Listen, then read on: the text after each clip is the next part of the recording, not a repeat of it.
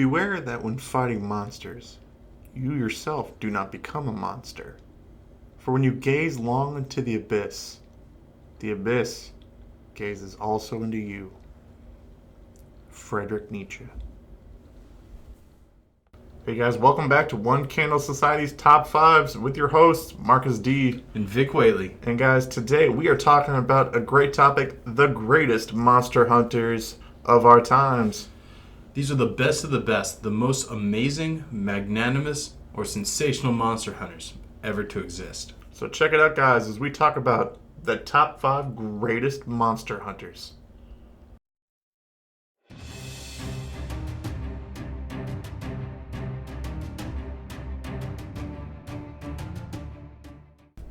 Number 5. Sean Manchester. In the late 1960s and early 1970s, London's Highgate Cemetery was haunted by sightings of a mysterious vampire. During this time, one man came forward to save the common people, Bishop Sean Manchester of the Old Catholic Church. After making several excursions into the Highgate Cemetery in search of this mystical creature, after several near misses, he finally was able to track the vampire deep into the cemetery. After following for some time, it took the form of a giant spider, when the bishop revealed himself, driving a stake into the creature, dousing it with gasoline, and setting it ablaze. But the bishop's claims do not stop there. He also claims to have done battle with satanic cultists, wrestled with demonic spirits, and saved many innocent people. Although it's hard to verify many of these accounts, because he was alone in the process of doing so. Some people consider him to be a raving lunatic, other people a hero. He claims all his deeds to be the gospel truth. I'll leave it to you to decide.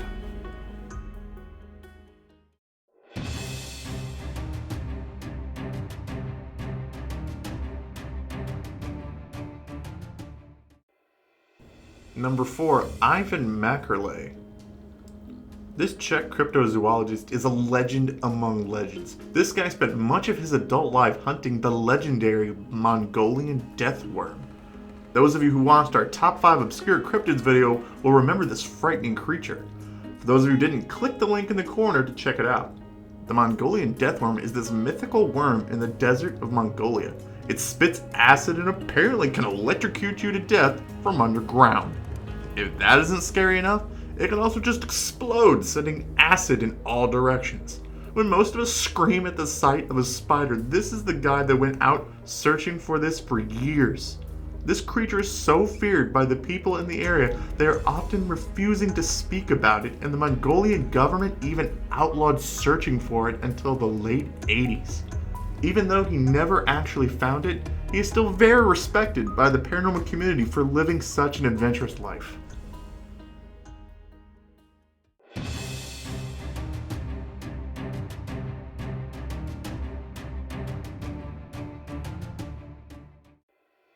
Number 3. Jean Chestl. Jean Chestl was born in 1708, an unassuming farmer and innkeeper. That was at least until odd things began to occur in his province and he felt the call to action. Between the years of 1764 and 1767, his local province of Gévaudan was massacred by a large, dark, wolf-like creature which ran amok through the farmlands. This killed many of the local peasants and sparked attention not only from local nobility, but all the way to the King of France. There were localized wolf hunts and searches for the creature, with large bounties being put on the heads of any of them killed, and this attracted nationwide attention. In 1767, Jean Chestl was spurred on by local nobles trying to finally put an end to this scourge. Going out with a local hunting party, they tracked down the creature and shooting it by a blessed silver bullet of his own design finally felled the creature, splitting open its stomach and finding human remains. He is a hero in his local province, and there are several monuments erected to his honor.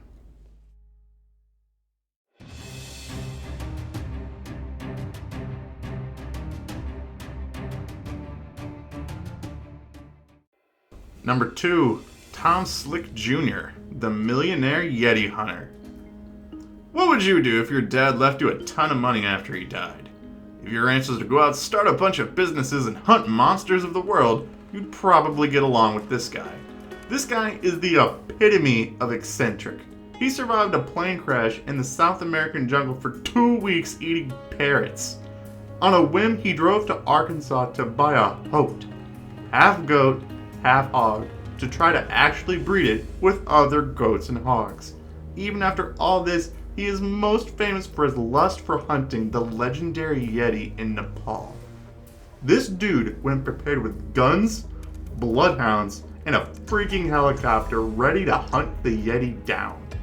His team eventually smuggled a mummified Yeti hand back to the US, which is still debated over to this day. This guy was so dedicated to hunting monsters, he even died on a plane ride up to Canada to hunt Sasquatch. That's right, this guy went down in a fiery plane crash, hunting monsters. Hardcore to the end.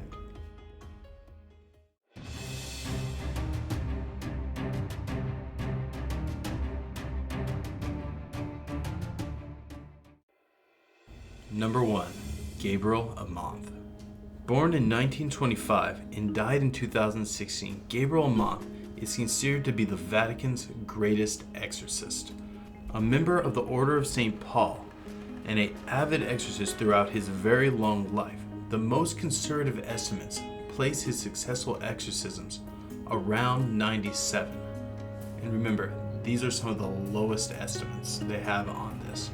This Italian priest felt most demonic possessions stemmed from activities within the occult and fought through most of his life to discourage occultic works. But this avid writer made sure to take a hands-on approach when banishing demons from the souls of the faithful. During World War II, he was a strong believer that the occultic practices of the Nazi Party invited demons into many of the SS officers and much of the upper echelon, claiming that Adolf Hitler was actually a man literally possessed by a demon, and made very similar claims about Joseph Stalin as well. This Italian priest, on his personal crusade for the righteous, held that the old Catholic faith held the most powerful rites for defeating demons, and felt that the newer practices were much more crude and blunted, and far less effective.